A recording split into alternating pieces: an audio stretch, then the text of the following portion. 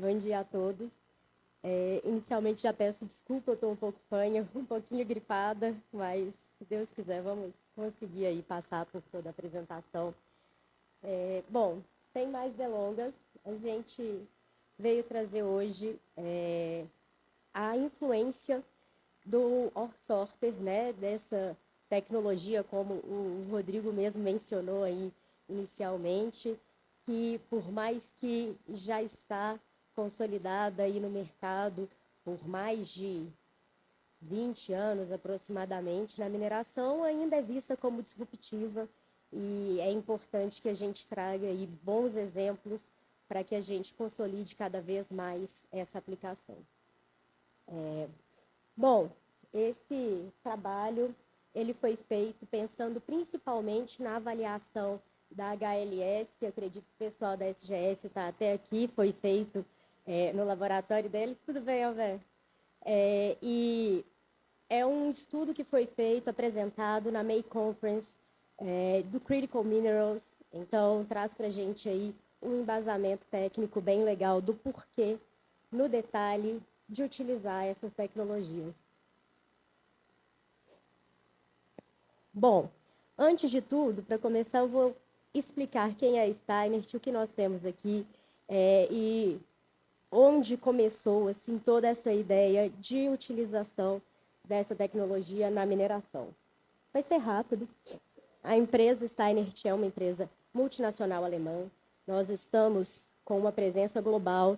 Temos na Alemanha, em Colônia, a nossa base, temos um centro de teste em Purheim e uma linha somente para processamento de outros mercados, que nós chamamos aí da reciclagem, né? Então, resíduos sólidos urbanos, plásticos e afins. E aí a gente tem a linha da Unisort, que fica em Zital. Além disso, a gente tem uma subsidiária nos Estados Unidos, em Kentucky, na Austrália, em Vitória, e na América Latina, que fica em Pedro Leopoldo, no Brasil, de onde eu faço parte. Bom, sendo mais específica para o nosso mercado, a Steinert Brasil ela trabalha a Latinoamérica inteira, então nós somos responsáveis por trabalhar todos os processos de aplicação. Nós temos mais de 20 engenheiros especialistas nesse tipo de aplicação, nesses equipamentos que fazem que acompanham todo o território latino-americano, fazem todo esse suporte, além de 18 especialistas que ficam somente no Brasil para a gente conseguir cuidar dessa demanda, principalmente da mineração, que aqui é tão grande. Uma coisa muito importante e que a gente preza muito é essa resposta ao serviço e à reposição de peças. Então, nós temos tudo isso local, todo o nosso estoque é local. Nós temos, acho que me passaram hoje uma informação que são mais de 18 milhões em peças localizadas em Pedro Leopoldo, e o nosso lead time de entrega é algo em torno de 24 a 72 horas, dependendo da demanda, e a gente entende que na mineração, 1 hora parada de operação vale muito, então é algo que a gente preza muito, esse suporte local. Além disso, nós temos centro de teste no Brasil, então seguimos aí sendo a empresa que fornece essa tecnologia e consegue desenvolver todas as aplicações localmente. Claro, se houver necessidade da gente fazer um teste fora, a gente pode até fazer, mas eu vou comentar quais são os equipamentos que nós temos aqui para teste, e eles cobrem a grande parte das aplicações em mineração. Inclusive, eu convido a todos vocês, se um dia quiserem acompanhar um teste ou até mesmo fazer uma visita, conhecer nosso centro de teste, nossa fábrica, que para magnéticos nós temos toda a fabricação local também, vocês são mais do que bem-vindos. Não sei se vocês conhecem, Pedro Leopoldo fica ali próximo do aeroporto de Confins, então 5 minutinhos, se estiverem passando por lá, a gente está disponível para recebê-los. Sem mais delongas, bom, vou passar aqui rapidinho o que é o lítio, o que é a importância dele, mas eu tenho certeza que outras pessoas muito mais capacitadas irão falar sobre isso. Mas a ideia principalmente, é que o lítio metálico é mundialmente utilizado e cresceu a sua demanda para as baterias, né? Isso aí é bem visto, a gente já conhece. As primeiras pesquisas surgiram ali em 81, em 91 a gente já tinha, pela Sony, baterias de íons de lítio, e em 2019 começou esse reconhecimento a partir do Prêmio Nobel de Química que foi dado para a criação dessa bateria de lítio, que é a precursora aí de um grande armazenamento de energia, que é um problema aí da engenharia de longo prazo.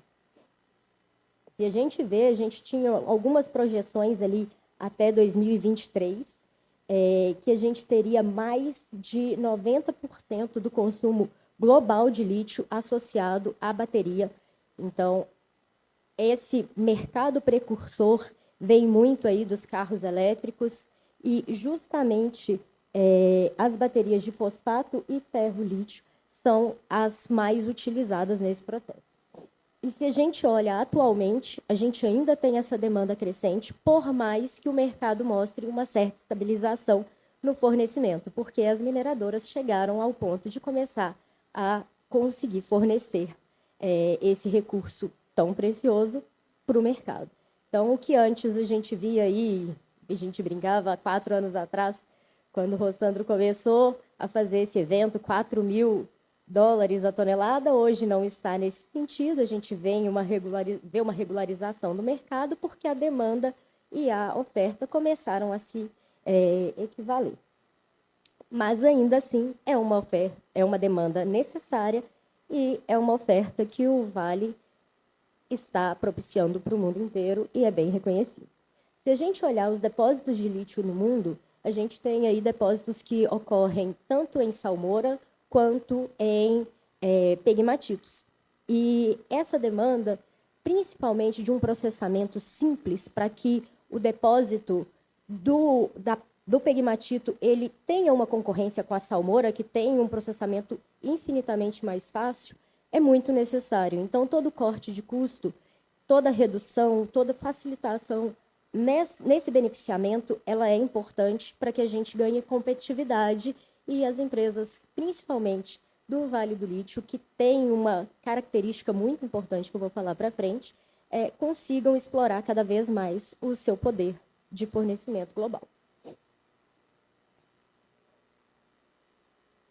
Bom, o processamento de lítio convencional, ele está muito ligado à extração do mineral e uma concentração direta, seja por flotação ou seja por DMS, de acordo com a liberação do depósito. Então, a gente tem o professor Pedrosa, que gosta muito de falar isso, ele fez a caracterização mineral, já deram algumas aulas aqui para a gente em outras Lithium Business, que nós temos aqui um corpo de pegmatito simples. E isso traz para a gente uma liberação em granulometrias mais grosseiras e também, além disso, traz um menor nível de contaminação das encaixantes com o mineral-alvo, que no caso aqui, o mais utilizado para fazer a conversão química é o espodumênio. Então, muitas vezes a gente vai falar de recuperação de espodumênio e não só recuperação de lítio, porque nós temos outros minerais aí nesse pegmatito que vão carrear o lítio, né, que contém lítio, mas eles não são minerais-alvo para fazer a transformação. Existem outras empresas, como, por exemplo, a AMG, lá em Nazareno, a gente pode citar, que trabalha no âmbito da flotação, justamente por causa de ser um pegmatito um pouco mais complexo e precisa de um grau de liberação um pouco maior. Além de que eles começaram com um outro foco inicialmente, né? Não era o lítio, e com o crescimento da demanda, eles mudaram o foco para o lítio. Bom, o produto final, no final das contas, que todo mundo está visando, é o carbonato de lítio. Óxido de lítio vai possibilitar, né, essa conversão para fazer um carbonato de lítio, que seria o produto final. E o que nós vendemos atualmente aqui? Tirando a CBL, que é a única que tem verticalizado a produção do carbonato, hoje se vende no Brasil o concentrado do óxido de lítio, GL2O. Para a gente entender como esse processamento é feito e quais são os impactos do ore sorter dentro da cadeia do beneficiamento tradicional do lítio, que aqui usualmente é considerado o DMS, Dense Media Separation, que é separação por meio denso, nós fizemos uma metodologia utilizando a tecnologia de Sensor-Based Sorting, e aqui eu chamo a atenção para o nosso equipamento, como eu disse para vocês, temos ele disponível para teste no Brasil e para visitação. O que nós utilizamos para esse projeto, para esse estudo, foi o raio-x de transmissão, e esse equipamento que nós utilizamos também continha o laser 3D, a indução e a cor. Então, todos os nossos projetos aqui podem ser trabalhados localmente dentro desses 4 sensoriamentos. Qual que é o bônus, né? Qual que é a parte interessante da gente ter essa flexibilização? É porque muitas vezes com um equipamento só a gente pode colocar ele em diferentes partes do nosso flow sheet e fazer separações diferentes. Porque no final das contas, a flexibilidade de um ore sorter é que ele trabalha com separações feitas por receitas, e essas receitas são de sensoriamento e respostas desses sensores. Eu posso ter até 64 receitas na mesma máquina e utilizar ela para fazer diversas separações distintas. Então, essa flexibilidade de ter mais de um sensor no mesmo equipamento traz essa oportunidade para a gente. É necessário? Nem sempre. Por isso, a gente tem testes, a gente tem nossa equipe de aplicações e a gente faz isso de mão dadas com o cliente para a gente entender qual que é a melhor oportunidade para cada caso. Sempre, cada caso é um caso.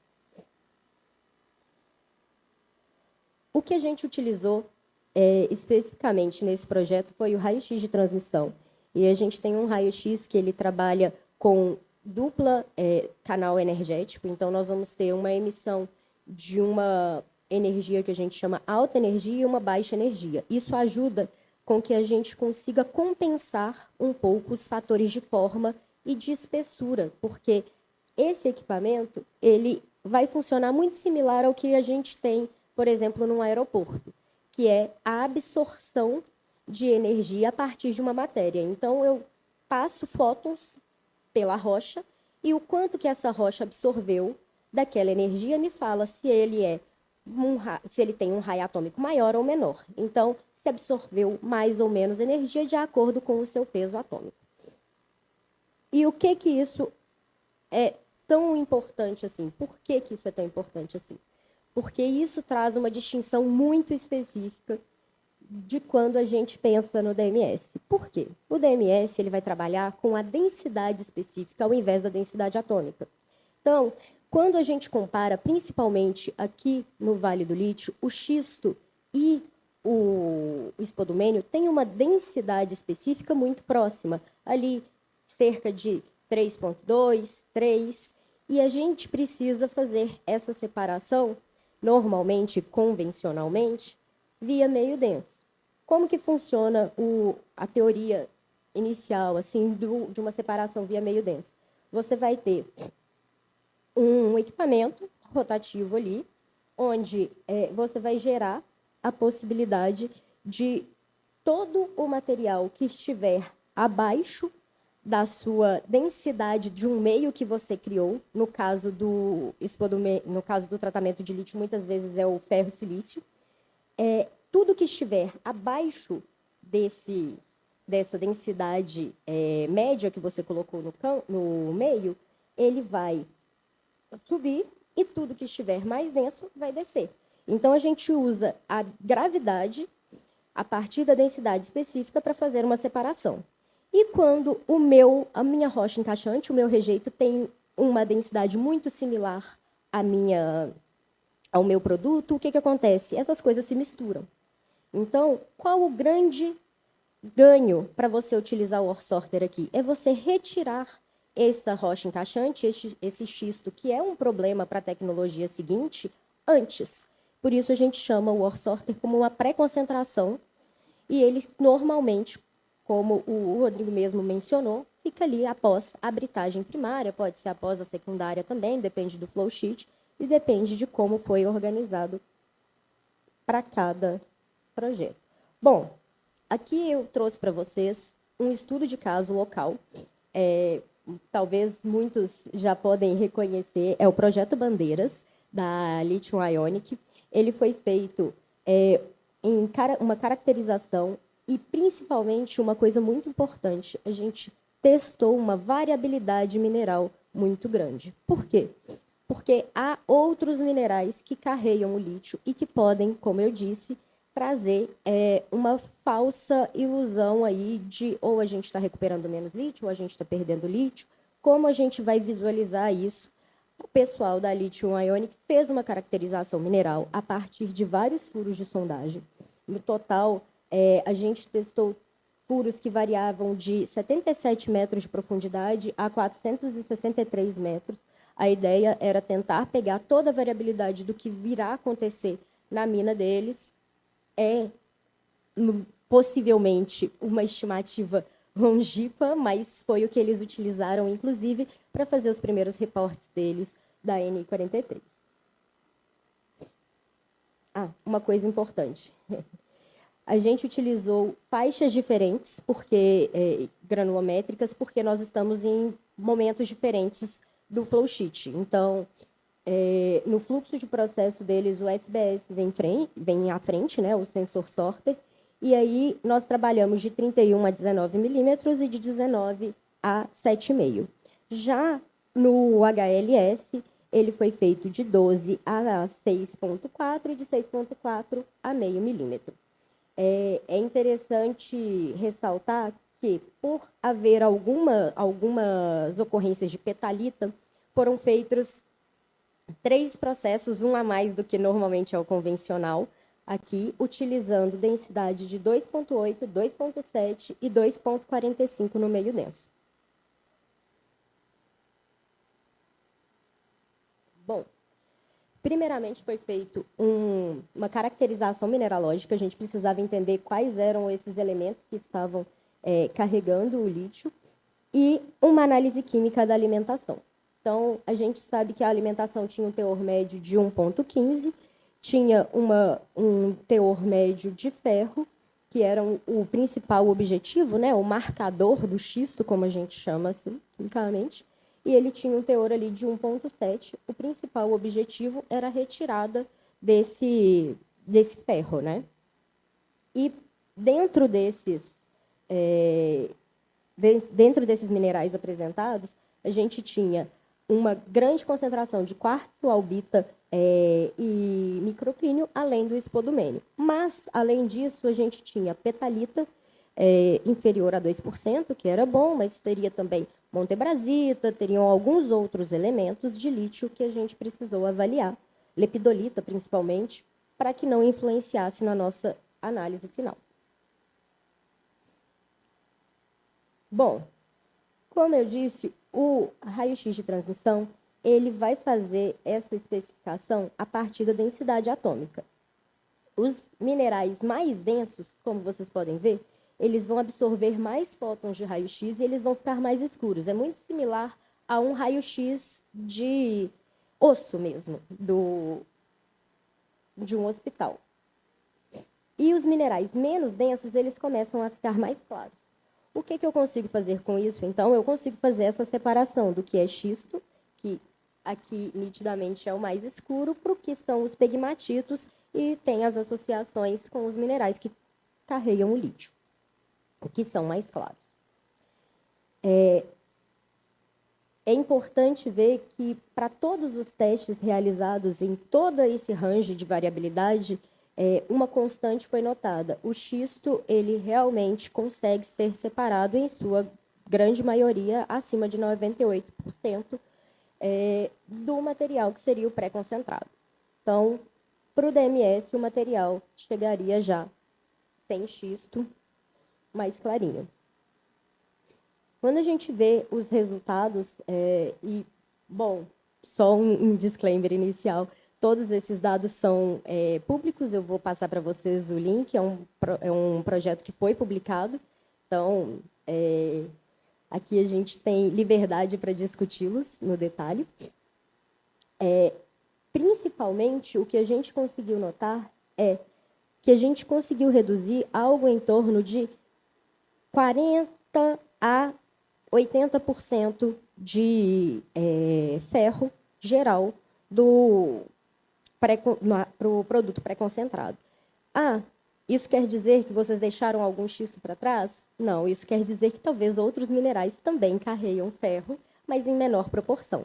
Então, a recuperação aqui ela não é tão importante quanto a gente olhar para a análise mineralógica e entender se houve ou não uma separação, principalmente do mineral que a gente quer retirar. Bom, a recuperação média de lítio, que é a parte mais importante, é algo em torno de 93% a 95%. E isso é muito importante porque esse é o nosso produto, a gente não quer perder ele numa etapa de pré-concentração. A gente quer garantir uma alta recuperação, mas, ao mesmo tempo, a gente está retirando aí algo em torno de 25% de massa. Aqui a gente teve uma remoção média de 62% de ferro e 36% de K. O cafeodspato, ele é importante ser retirado, mas não era a prioridade. A gente queria entender o quanto era possível, já que ele também tem uma densidade que pode atrapalhar um pouquinho no DMS, e qualquer massa que você retira sem prejudicar o lítio já ajuda o seu próximo processo. Quando a gente olha, vislumbrando quais são os minerais que carregam ferro e carregam lítio, a gente vê que nós conseguimos retirar a grande maioria dos materiais que carregam ferro. Eles estão mais para baixo aqui, ou seja, eles estão com as menores recuperações. E o principal mineral, que é o que vai gerar a conversão química final, que é o espodumênio, foi o que apresentou a maior recuperação, acima de 90%. Perdão. Bom, não foi observado, hora nenhuma, interferência nesse processo dessa variabilidade, principalmente de profundidade, o que trouxe para a mineradora uma segurança em utilizar esse processo ao longo da sua vida útil inteira de operação, já que não apresentou uma mudança com essa variabilidade. É um processo que deve ser mantido com uma confiabilidade durante toda a operação. Para o meio denso, a gente tem aí já algumas avaliações que trazem em conta a liberação. A gente vai estar falando já de uma separação dentro do pegmatito, então a gente está retirando cafeodspato, a gente está retirando o quartzo, do espodumênio em si. Então, é muito mais importante que esse material esteja devidamente liberado para que essa separação seja feita da melhor forma possível. Então, a recuperação mássica e a recuperação do lítio, ela está diretamente ligada à granulometria, como vocês podem notar aqui. A fração mais fina apresentou resultados muito melhores do que a fração mais grosseira. Quando a gente coloca a pré-concentração com o sensor sorter, ela aumenta essa recuperação exponencialmente. Então, o que a gente faz para o processo subsequente? Nós ajudamos com que ele performe melhor ainda do que ele já performa. Novamente, aqui um ponto positivo, não foi observado nenhuma diferença em relação à profundidade. Então, é bem possível que esse fluxograma possa ser utilizado aí ao longo de toda a vida útil da operação.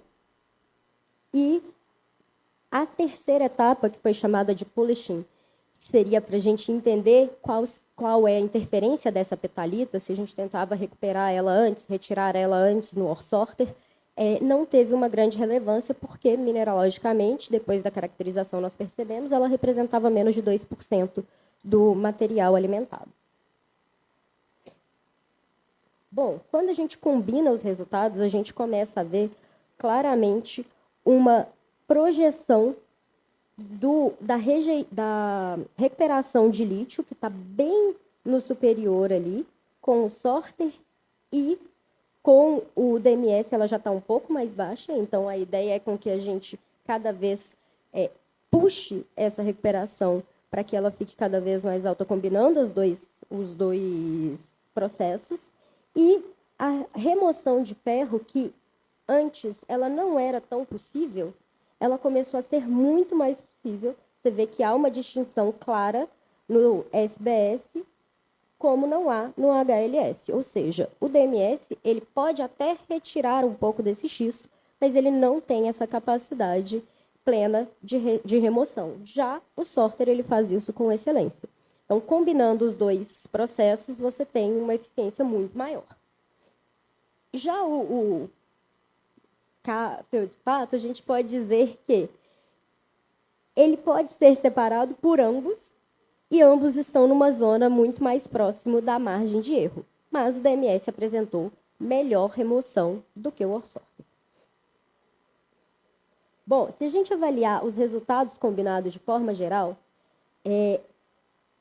a ideia de você utilizar a densidade atômica para mitigar uma falha, né, da densidade específica, da análise via densidade específica e da ideia gravitacional, né, dessa separação gravítica, via uma densidade atômica, ela cai muito bem. Ela ajuda com que a gente separe principalmente o ferro que futuramente não consegue ser separado.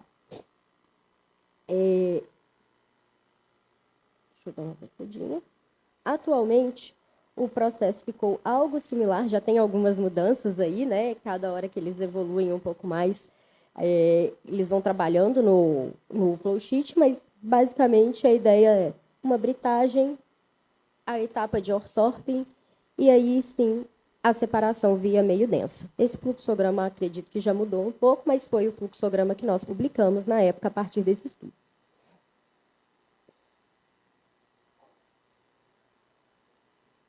Como conclusões gerais, todos nós sabemos da importância do lítio, estamos aqui para isso.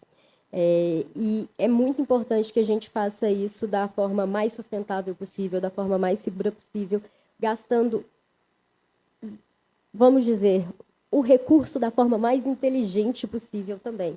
Então, é importante que a gente consiga utilizar o depósito da melhor forma possível, tentando retirar essa encaixante e ganhando produtividade operacional. É justamente aí que entram os resultados da combinação desses sensores, dessas tecnologias que estão cada vez mais sendo utilizadas, principalmente aqui no Vale, porque nós temos uma mineralogia que promove a utilização de ambas as tecnologias. Bom, alguns pontos aí que nós avaliamos, mas não foram divulgados números nesse projeto apresentado, é redução das etapas de custo das etapas subsequentes. Então, com certeza, se eu tenho menos massa sendo alimentada do DMS, eu preciso de menos meio denso, eu preciso trabalhar menos a recuperação desse meio denso de volta para o sistema, eu utilizo menos água, eu vou maximizar a recuperação do lítio e vou aumentar indiretamente a capacidade da minha planta, porque eu estou tirando 20% a 30% de massa antes dos processos subsequentes, então eu posso fazer processos subsequentes menores. Além disso, a gente começa a retirar massa num processo bem anterior à comminuição. Isso faz com que ela esteja disponível para uma fácil armazenagem. A gente não vai trabalhar com rejeitos a gente vai diminuir, pelo menos, né? Rejeitos finos e úmidos. Isso facilita a forma de você dispor. A gente sabe que isso é um problema geral da mineração. E, além disso, você gera a oportunidade de criar coprodutos. O que são esses coprodutos?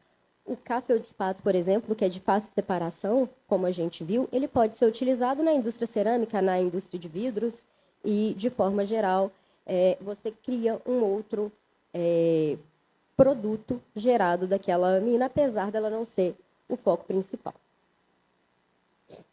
Bom, o artigo utilizado de referência optimizing spodumene concentration using sensor-based sorting and heavy liquid separation tests. Foi feito em conjunto com o pessoal da Lithium Ionic, eu até deixo aqui menção honrosa, agradeço a todos eles, porque isso faz a diferença, a gente conseguir publicar, principalmente no May Conference, que é renomado, junto com o Barry Wills e afins, acredito que muitos devem conhecer, para a gente foi muito importante, e ficamos aqui abertos e à disposição para fazer esse tipo de trabalho, inclusive outros com todas as mineradoras que aqui estão, e principalmente localmente, de fácil acesso, para a gente trabalhar em conjunto a 4 mãos e desenvolver o melhor flow sheet possível para a operação.